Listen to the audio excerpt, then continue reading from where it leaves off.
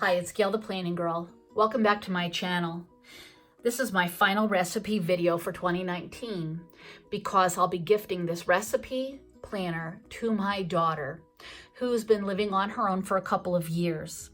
So all year throughout 2019, I've been adding a recipe, one a week for Food Friday. So she has 52 recipes in here, or approximately. So I'm leaving the grocery list pages here. I'm thinking of writing from the kitchen of Mom for Sara, Christmas 2019, but I haven't decided that yet. So under family favorites, spaghetti sauce. As you can see, there's plenty of room. Potato salad, stuffing and cornbread. And she has extra pages to add things. For main dishes, I have a stir fry that we like. Macaroni salad and quinoa salad, chicken or turkey salad, honey baked chicken, meat and beans, burgers, meatloaf and mashed potatoes, porcupines, stuffed peppers,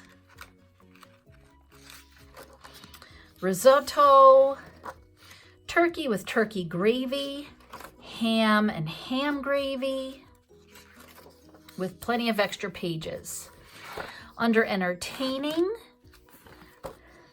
I have hummus. A lot of the recipes I think could go in different sections, so she's got extras. Slow cooker, I have pulled pork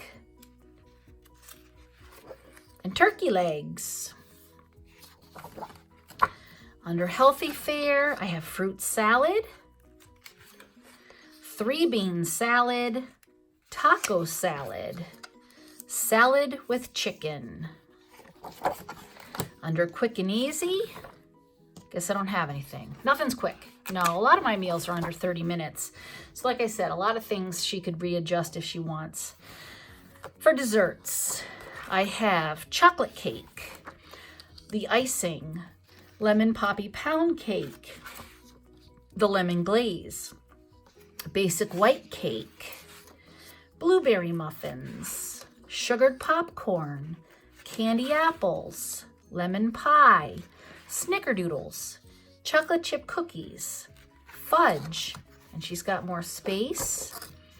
For breakfasts, I have her pancake recipe, waffle recipe, and a coffee cake recipe. Under beverages, I have iced tea, party punch, and hot cocoa. Under soups and stews, I have chicken soup, potato sausage and kale soup. And under miscellaneous, I have our gluten-free flour recipe. So as you can see, there's plenty of space for Sara to add her own recipes as she gets going.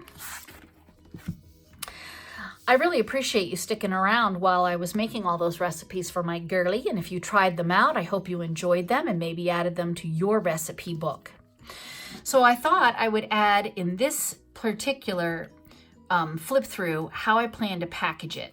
And I'm a card maker, and I also like to make paper boxes. I need to measure this and see if I actually have what it takes to do that. So I have a ruler here, and the width of the planner with discs is just about,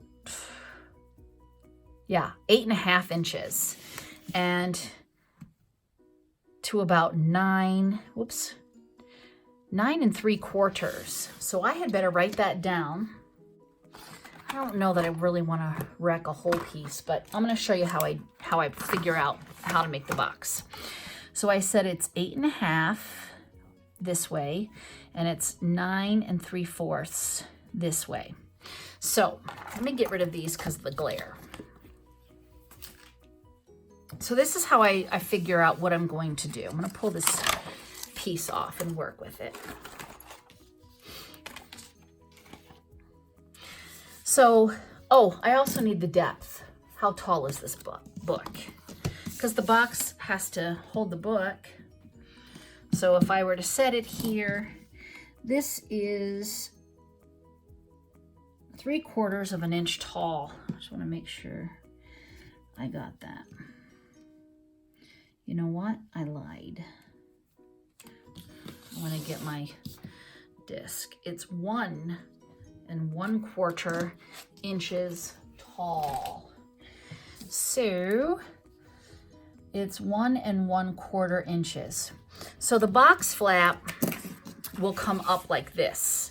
To hold the planner inside, they need to be 1 1/4 inches. And that means that the planner will be flush with the box, which is okay because it will have a lid. But if I can, I'll do 1 1/2, which I probably should. And that would be on both sides because, you know, I need 1 1/2 inches to come up here. And I need 1 1/2 inches to come up here. And this space here would be the space across, which is 8 1/2 inches. So that's how wide my paper has to be.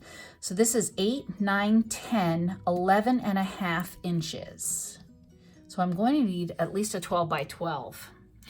Because if I'm doing 1 1/2 on this side, I have to do 1 1/2 on this side, so the box is even. So that's 3 inches. This is 9 3/4. 9 plus 3 is already 12 3/4. So, oh boy. So if I knock this down to 1 1/4, I'm only going to take a 1/2 inch off. I'll still need 12 1/4 inches. So since my paper is only 12 inches at its most, I'm going to have to add a piece on. So that's going to be a little bit of a thought right there. Plus then, of course, I have to do the same for the lid. So I'm going to go check out my paper supply and I'll be back to share with you how I make the box. So after running downstairs, looking through my stash, and doing a little more figuring, I'm going to show you how I'm going to make this box. So let me show you what I have and then I'll explain to you what I did. This is just ribbon I got from the Joann. I really liked it. It's red and sparkly. This is tear and tape. I purchased it from Stampin' Up. This is a former specialty designer series paper, or maybe it was a specialty craft. It's a heavier weight cardstock from Stampin' Up. And this is a Stampin' Up DSP, a designer series paper. It's two-sided. I'm using this side. This is also the former Stampin' Up trimmer. I brought it up because if you're interested in making boxes, maybe you're just checking out this video, but if you do make your own paper boxes and cards and whatnots, you probably already know how to do this and you probably already have this equipment, but what you need is a scoring blade. If you don't have a scoring blade, you can use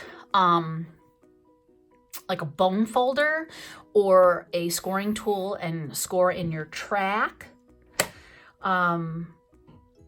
I would think that if you're into making, you know, maybe I'll inspire you to make boxes and you'll want to check out other Stampin' Up paper crafters on the internet. That's how I learned how to make all of my goodies, is by watching them make things, and then I just figure out the math. So let's talk about the math again. As I said, for the width of the paper, I could do 11 1/2 because paper's 12 by 12. But for the height, the planner is 9 3/4 inches, plus I need that 1/2 inch to lift up. So that was actually 12 3/4 inches. So I needed to put together 2 pieces of paper. So I have those here. I have I want to say a 6 1/2 inch piece, I think, which I've scored. It's very hard to see, but there's like a little score right here in my in-camera. And that's where I scored it. And I scored it at 1 1/2 all around. You'll see that. When you put them together, they'll make the 12 3/4 inch bit so that you can get the 1 1/2 inch score all around the sides, and therefore I'll be able to fold up the box. So let me show you how you can do that. So here is, you can just barely see my line, my quarter line. I don't want to actually fold it, but what I do want to do is put adhesive on it so that I can stick my two pieces of paper together, and my nail polish is thick. And so I'm going to grab it with my tweezer. And I want to line these up carefully to make sure they're straight.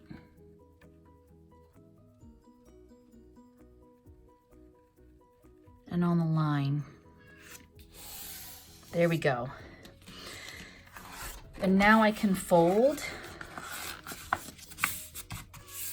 And this is where you're going to want to zoop down with your bone folder, especially there on the seam. I don't know that I've ever made a box that has a seam. Usually boxes that are too big, I'll make like a cube or something. Or some other kind of a lidded box. But this will be fine because the seam will be in the back. There we go. Next, you want to take your scissors and you want to cut up here on this tab where your fold line is. See how the fold, the lump is still there? You see that? You just want to cut that lump off at an angle. And this is going to go in like that. And if you don't line it perfectly, you'll have leftover on the top, and that's unattractive. So it's nice just to angle this as well. And for, I don't know if it's necessarily stability, but more for niceness, you want to kind of windmill around. These are not my favorite pair of paper scissors. They're down in my craft area, but this will work.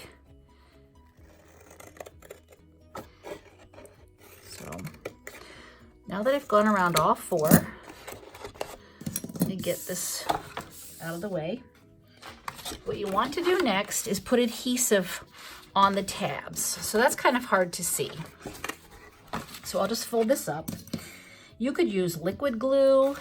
I'm going to use this tear and tape because it's what I brought up. Liquid glue, you would have to wait for it to dry and hold it. And I'm not doing that. So just gonna stick some tape here on these tabs. This tear and tape is super, super sticky.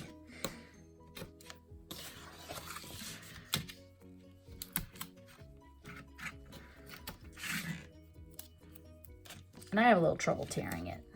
I don't know why. I just do. All right, let's pull off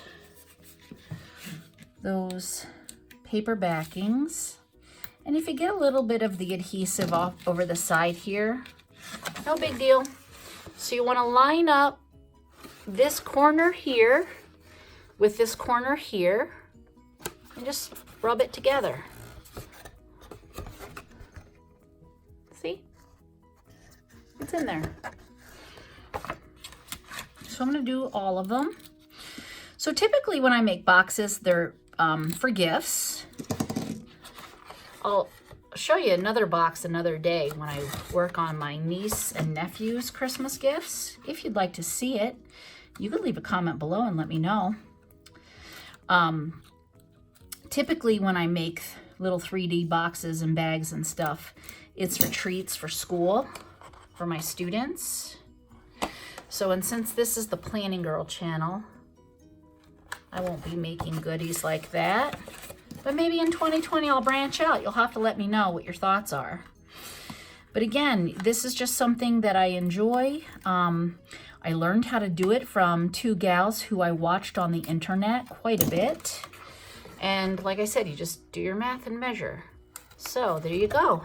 There's the box. Now, yeah, there's a seam, but you can't tell too much. in the moment of truth. And there's Sarah's recipe planner. Isn't that nice? That looks great. I love it. All right, so let me take that out because I actually need...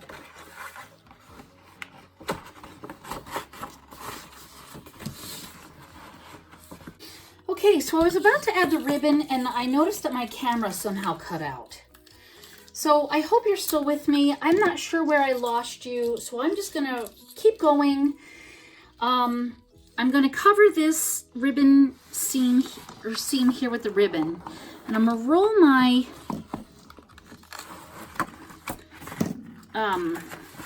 ribbon under because I don't want the knot on the front, on the top. I think I want it to be on the bottom. I said that backwards. I want my knot on the front, not the bottom. I want the bottom to stay flat. So let's pull this around. Make sure my seam is covered.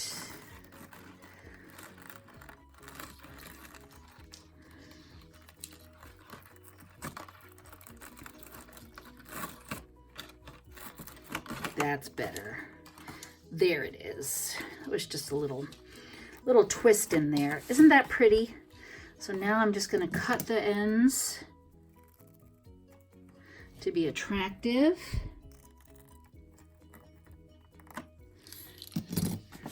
And there's the recipe planner ready for my girl for Christmas. Well, thank you so much for being with me throughout this entire journey of 2019 recipes on Food Fridays. You'll have to stay tuned to see what I do in 2020. So if you haven't yet subscribed, please do so and hit that notification bell. Thanks so much for joining me, and I will see you next time. Bye-bye.